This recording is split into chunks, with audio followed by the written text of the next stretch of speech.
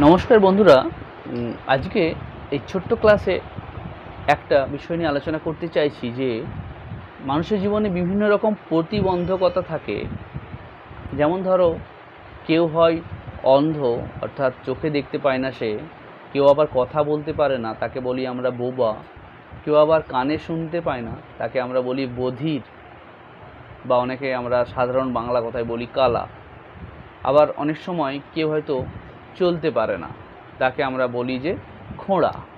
তো এই চারটা বিষয়ের ইংরেজি কী হবে আমরা অ্যাট এ টাইম জেনে নিই। চলো।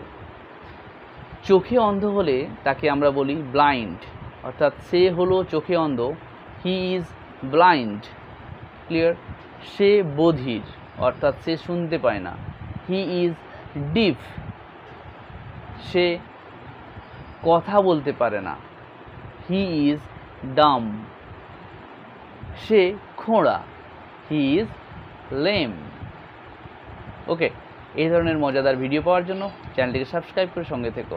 লাভ English, English will love you.